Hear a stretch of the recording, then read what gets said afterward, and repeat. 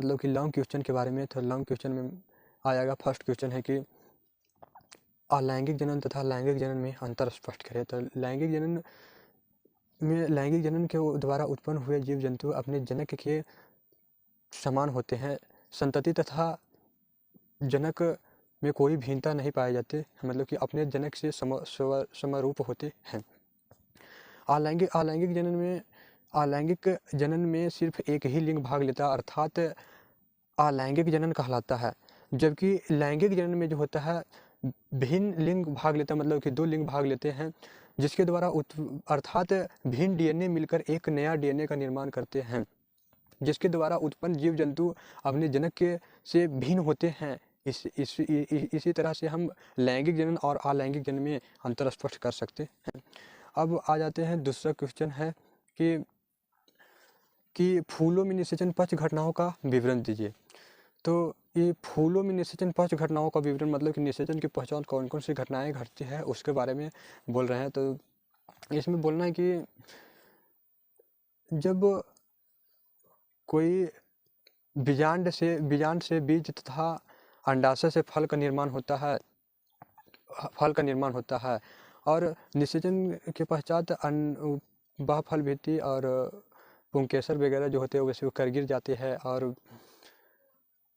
वो जो होते हैं युग्मक विभाजन या विभेदन द्वारा फल में परिवर्तित हो जाते हैं। इसी को हम कहते हैं फूलों में निषेचन पक्ष घटनाओं का। तीसरा क्वेश्चन के अंतर्गत आते हैं, जिसमें है कि उच्च वर्गीय जीवों में लैंगिक जनन क्यों लाभदायक होते हैं। तो इसमें है कि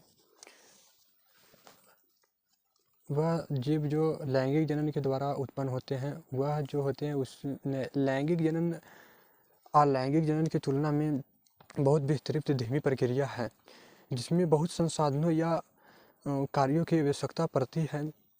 और इसमें जो होता है भिन्न 2 प्रकार के जीव मिलकर एक नया जीव का निर्माण करते हैं, जो उसके संतति से भिन्न होते हैं, मतलब जनक से भिन्न होते हैं। और यही भिन्नता उस जीव को बदलते वातावरण के लिए अनुकूल बनाते हैं और ये भिन्नता के कारण उसके अंतर्गत जनन करने की क्षमता और अधिक वातावरण के लड़ने की क्षमता और बहुत सारे गुण भी उसमें उत्पन्न होते हैं, जिसके कारण कि उच्च वर्गीय जीवों में लैंगिक जनन को इसीलिए सर्वाधिक मान्यता दिए गए हैं।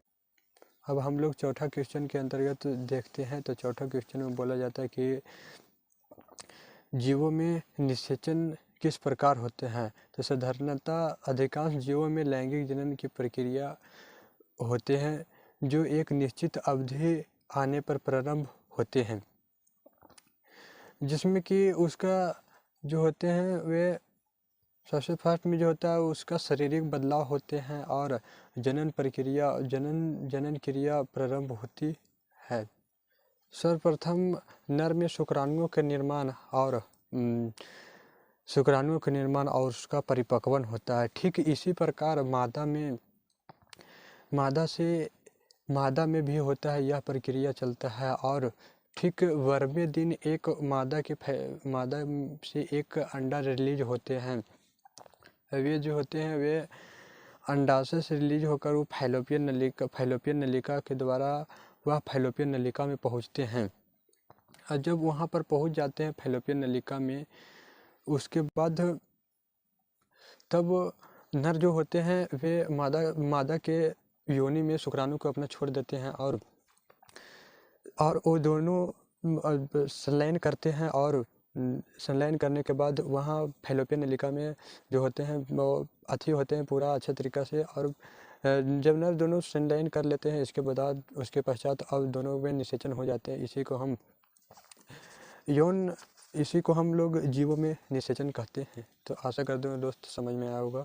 अब हम मिलते हैं अगला लेसन में।